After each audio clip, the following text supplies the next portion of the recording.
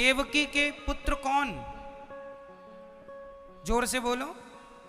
देवकी के पुत्र कौन? 8वें पुत्र। जोर से। भगवान श्री कृष्ण। और यशोदा के पुत्र कौन? जिस रात देवकी मां ने बच्चे को जन्म दिया था, जिस रात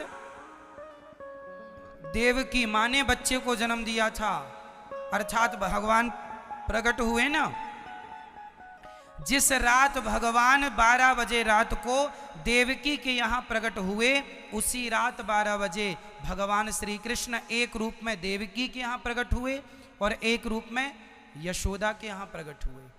भगवान श्री कृष्ण के एक साथ 2 अवतार हुए थे, एक साथ 2 रूप प्रकट हुए थे। एक रूप में वो यशोदा पुत्र बने और एक रूप में वो यशोदा ने 2 लोगों को जन्म दिया था, एक लड़की और एक लड़का जुड़वा हुए थे। यशोदा के 2 बच्चे हुए, एक लड़की और एक लड़का। तो वो जो बेटा था वो कृष्ण थे यशोदा के, और जो बेटी थी वो योग माया थी। वही आगे चल के नव देवी, नवरात्रि 9 देवी कहलाई। ये जो दुर्गा मैया हैं ये भगवान श्री कृष्ण की बहन है। दुर्गा मैया किसकी बेटी हैं? कोई आपसे सवाल करे दुर्गा मैया किसकी बेटी? यशोदा की। जितनी भी धरती में देवियां हैं, नवरात्रि जो कहते हैं, प्रथमम शैलपुत्री च, द्वितीयम ब्रह्मचारिणी, तृतीयम चंद्रघंटेति कूष्मांडेति, चतुर्थकम, ऐसे जो नव देवियां हैं ये सभी यशोदा की बेटियां। वो जो कंस ने पत्थर पर पटकना चाहा, अष्टभुजाधारी प्रकट हो गई, वो जाकर के विंध्यवासिनी मैया कहलाई। विंध्याचल पर्वत है ना, मिर्जापुर, उत्तर प्रदेश में मिर्जापुर है, मिर्जापुर में ये विंध्याचल पर्वत है, विंध्यवासिनी मैया के नाम से आज भी जानी जाती है। हाँ या ना?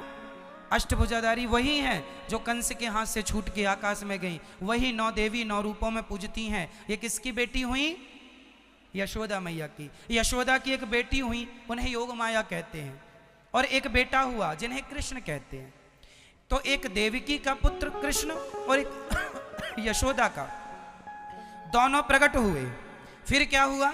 जब वसुदेव जी श्री कृष्ण को लेकर चले यशोदा के यहां, तो वो कृष्ण कृष्ण दोनों मिलके एक कृष्ण हो गए, क्योंकि वो एक ही 2 भागों में प्रकट, क्योंकि भगवान है, एक ही 2 जगह प्रकट होते हैं और फिर दोनों मिलके एक हो जाते हैं। तो 11.5 साल तक तो एक रहे, 11.5 साल तक तो एक रहे। और जब 11.5 साल के बाद भगवान वृंदावन से जाने लगे, तो जो कृष्ण वृंदावन से गए थे वो यशोदा पुत्र गए कि देवकी पुत्र गए? बोलो जोर से, जोर से, जोर से। देवकी पुत्र गए। तो जो श्री कृष्ण 11.5 साल की उम्र में वृंदावन से गए थे वो तो देवकी पुत्र गए। जो यशोदा का लाला है, यशोदा का पुत्र है, जिनकी 11.5 साल की उम्र के पहले 5-6 साल में ही भगवान का विवाह राधा रानी से हो गया था। राधा रानी से विवाह हो गया। ब्रज की जितनी गोपियां थी सबका विवाह श्री कृष्ण से हुआ। भांडीर वट में आज भी ये विवाह मिलता है।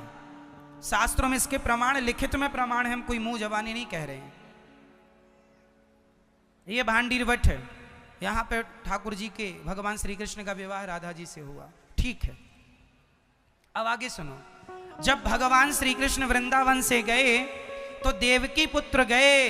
जो यशोदा पुत्र हैं वो वृंदावन छोड़ के कभी गए ही नहीं। वो सदा आज भी यहां, आज भी श्री कृष्ण की ये नगरी एक रूप में जो देवकी पुत्र हैं उनके विवाह हुए 16,108। वो उनकी पहली पत्नी है। देवकी के पुत्र की पहली पत्नी, देवकी पुत्र जो श्री कृष्ण हैं उनकी पहली पत्नी है रुक्मणी जी, और जो यशोदा पुत्र हैं इनकी पहली पत्नी है श्री राधा रानी। तो वृंदावन में जो बैठे हैं, आपके घरों में जो श्री कृष्ण बैठे हैं, आपके आसपास जो मंदिर हैं उनमें जो श्री कृष्ण बैठते हैं, वो कृष्ण वृंदावन वाले कृष्ण हैं कि द्वारिका वाले? जोर से। कई बार आप कहते हैं कि मंदिरों में रुक्मणी जी क्यों नहीं है, राधा जी क्यों हैं? क्योंकि मंदिर में जिन कृष्ण को आप देखते हैं ना, वो कृष्ण द्वारिका वाले तो हैं ही नहीं। द्वारिका वाले कृष्ण तो केवल द्वारिका में हैं, जिन्हें द्वारिकाधीश कहते हैं। जो मंदिरों में हर जगह, हर गांव, हर घर में जो मंदिर बनते हैं कृष्ण के, वो द्वारिकाधीश वाले कृष्ण के मंदिर नहीं होते, वो तो वृंदावन बिहारी लाल के मंदिर होते हैं। इसलिए उनकी पत्नी राधा है तो राधा जी बैठती है, इसलिए मंदिरों में कृष्ण के संग राधा जी हैं, क्योंकि कृष्ण जी की पहली पत्नी राधा है। तो कृष्ण कितने हैं? दो, एक देवकी के पुत्र और एक यशोदा के पुत्र। ये रहस्य है, ये बात हम अपने से नहीं कह रहे हैं, शास्त्रों की ये बातें हैं, गुरुजनों की ये बातें हैं, गूढ़ बातें। शास्त्र में लिखा है भगवान वृंदावन छोड़ के कहीं गए ही नहीं, तो जब गए ही नहीं तो मथुरा कैसे चले गए?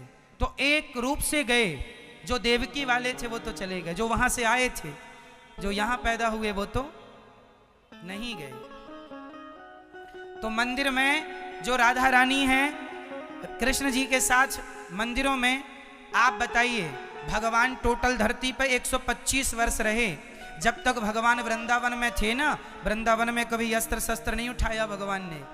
वृंदावन से जाने के बाद तो खूब चक्र वक्र चलाए। राधा जी बोली तुम भले द्वारिकाधीश बन गए हो, भले राजा बन गए हो, पर दुनिया तुम्हें द्वारिकाधीश नहीं माखन चोर ही कह के बुलाएगी, उसी में उन्हें प्यार आएगा। इसलिए जो मंदिरों में कृष्ण बैठे हैं वो द्वारिका वाले कृष्ण नहीं है, वो तो वृंदावन वाले वो कृष्ण हैं जो 11.5 साल के पहले वाले थे। ठीक है मेरी मां? तो द्वारिकाधीश द्वारिका में, वृंदावन में भगवान 2 हाथों से रहते थे और द्वारिका में भगवान 4 हाथों से रहते थे।